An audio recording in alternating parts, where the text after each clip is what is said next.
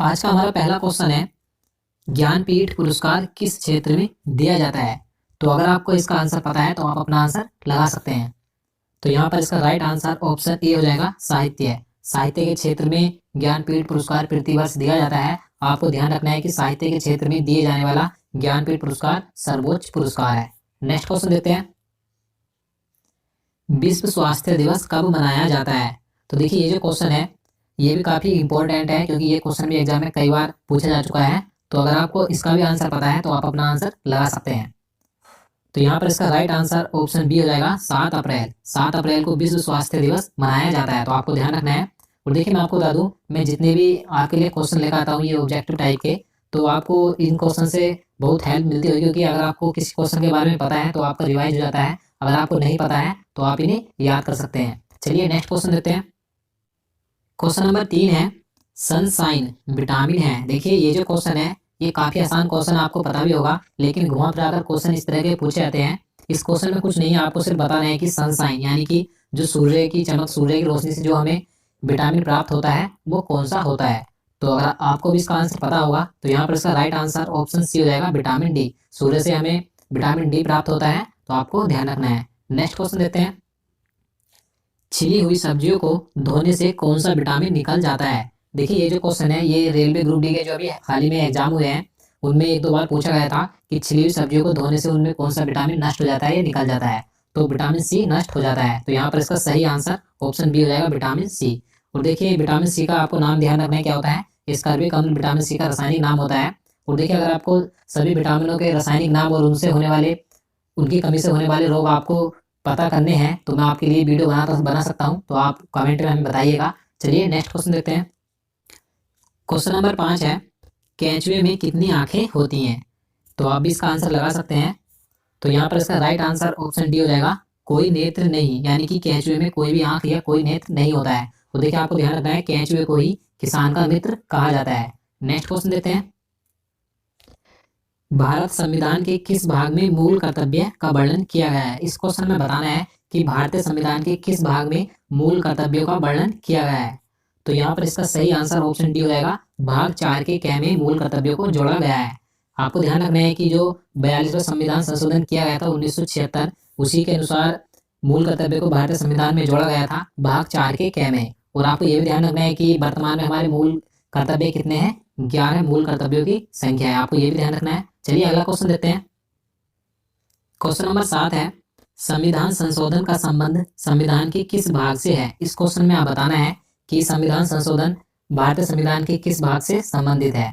तो इसका right answer option ही हो जाएगा, भाग 20। भाग 20 के अनुसार भारतीय संविधान में संशोधन किया जा सकता है। और देखिए आपको अगर एग्जाम में पूछा है कि किस अनुच्छेद के अंतर्गत संविधान संशोधन किया जाता है, तो आपको ध्यान रखना है अनुच्छेद 368 के अनुसार। तो आपको अनुच्छेद भी ध्यान रखना है। तो चलिए नेक्स्ट क्वेश्चन देखते हैं, हैजा रोग किसके कारण होता है। तो आप इसका आंसर लगा सकते हैं अगर आपको पता है तो। इसका राइट आंसर ऑप्शन बी हो जाएगा, जीवाणु, यानी कि जो बैक्टीरिया होते हैं जीवाणु, उन्हीं के कारण से हैजा रोग फैलता है, तो आपको ध्यान रखना है। नेक्स्ट क्वेश्चन देते हैं, जोजिला दर्रा भारत के किस राज्य में स्थित है। देखिए ये भी काफी महत्वपूर्ण क्वेश्चन है। तो इसका राइट आंसर ऑप्शन बी हो जाएगा, जम्मू कश्मीर राज्य में स्थित है जोजिला दर्रा।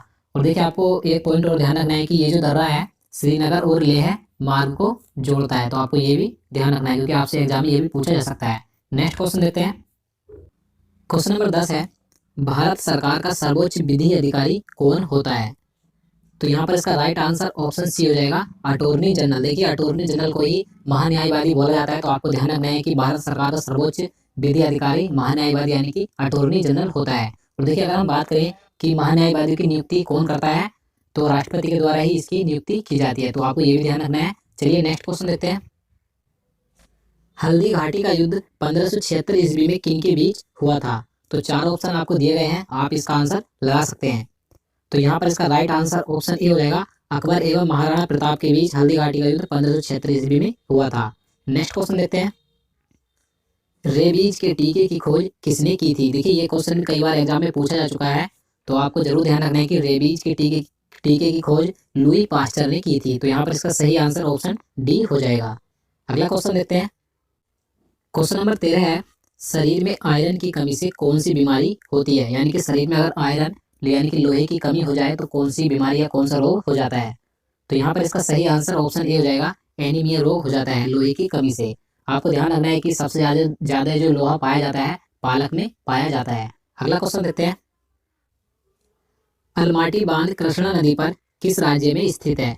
तो यहाँ पर इसका सही आंसर ऑप्शन सी हो जाएगा, कर्नाटक राज्य में स्थित है अलमाटी बांध। और आपको यह भी ध्यान रखना है कि कौन सी नदी पर है, कृष्णा नदी पर स्थित है। नेक्स्ट क्वेश्चन देखते हैं, सुएज नहर का राष्ट्रीयकरण किस वर्ष किया गया था?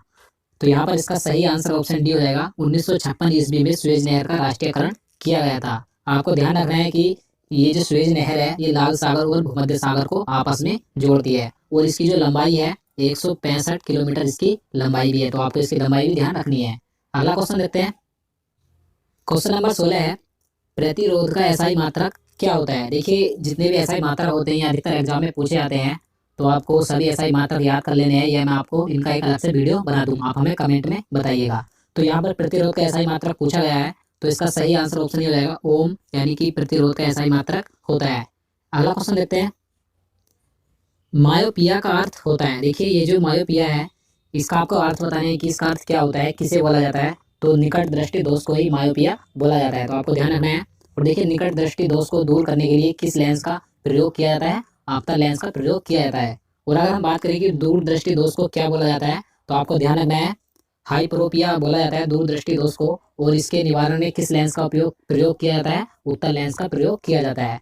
चलिए नेक्स्ट क्वेश्चन देखते हैं, महात्मा बुद्ध ने अपना प्रथम धर्म चक्र प्रवर्तन किस स्थान पर दिया था? देखिए इस क्वेश्चन में पूछा गया है कि जो महात्मा बुद्ध यानी कि गौतम बुद्ध थे, उन्होंने अपना प्रथम उपदेश यानी कि धर्म चक्र प्रवर्तन किस स्थान पर दिया था?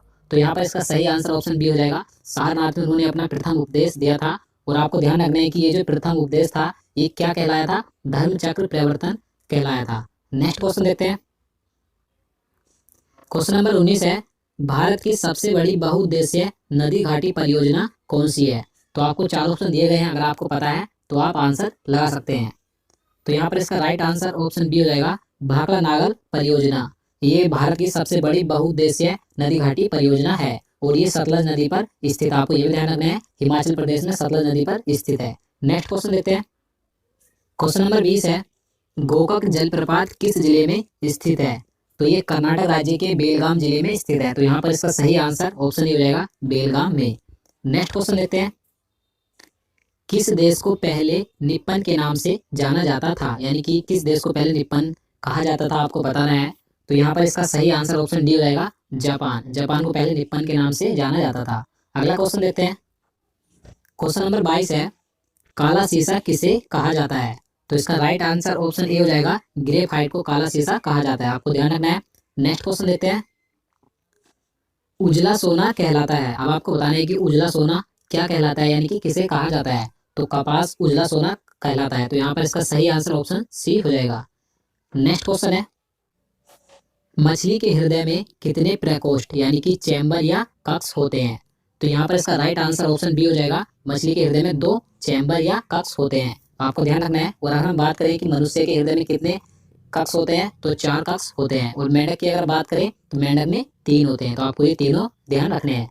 नेक्स्ट क्वेश्चन देखते हैं, क्वेश्चन नंबर 25 है, प्रिंस ऑफ वेल्स कप किस खेल से संबंधित है? तो यहाँ पर इसका सही आंसर ऑप्शन बी हो जाएगा, गोल्फ से संबंधित है प्रिंस ऑफ वेल्स कप, आपको ध्यान रखना है। अगला क्वेश्चन देखते हैं, भारत की सबसे बड़ी कृत्रिम झील कौन सी है?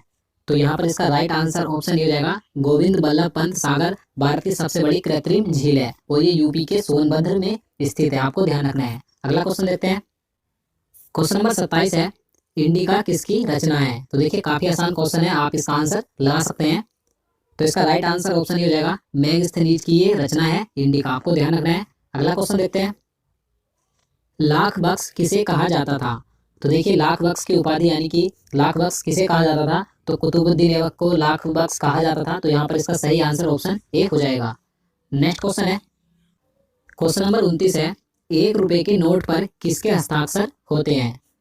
तो यहाँ पर इसका सही आंसर ऑप्शन बी हो जाएगा, वित्त सचिव। वित्त सचिव के हस्ताक्षर होते हैं 1 रुपए के नोट पर, आपको ध्यान रखना है। और बाकी जितने भी नोट होते हैं उन पर सभी भारतीय रिजर्व बैंक यानी कि गवर्नर के हस्ताक्षर होते हैं, आपको ये ध्यान रखना है। और अगर हम बात करें कि वर्तमान में वित्त सचिव कौन है, हाल ही में बनाए गए हैं AN झा यानी कि अजय नारायण झा हाल ही में भारत के नए वित्त सचिव बनाए गए हैं। मैंने आपको इससे पहले जो वीडियो अपलोड किया था उसमें मैंने आपको बता दिया था। अगर आपने वो हमारा करंट अफेयर्स का वीडियो नहीं देखा है तो आप उसे एक बार जरूर देखिएगा। नेक्स्ट चलिए नेक्स्ट क्वेश्चन देखते हैं। भारतीय रिजर्व बैंक का मुख्यालय कहाँ है, यानी कि RBI का मुख्यालय कहाँ पर स्थित है? तो इसका राइट आंसर ऑप्शन डी हो जाएगा मुंबई। मुंबई में RBI का मुख्यालय स्थित है। और देखिए मैं आपको बता दूं, अभी हाल ही में नए RBI के गवर्नर बने हैं। अब मैंने इससे पहले जो वीडियो अपलोड किया था उसमें मैंने सभी करंट अफेयर्स के महत्वपूर्ण क्वेश्चन कराए थे, तो आप उस वीडियो को एक बार जरूर देखिएगा। तो दोस्तों आज के लिए इतना ही। उम्मीद करता हूँ आपको वीडियो पसंद आया होगा। अगर आपको वीडियो अच्छा लगा हो तो लाइक कर देना और चैनल को जरूर सब्सक्राइब करना। साथ ही वीडियो को ज़्यादा से ज़्यादा शेयर करना ताकि हम आपके लिए आगे भी इस तरह के वीडियो ला सकें। तो चलिए मिलते हैं नेक्स्ट वीडियो में, तब तक के लिए नमस्कार।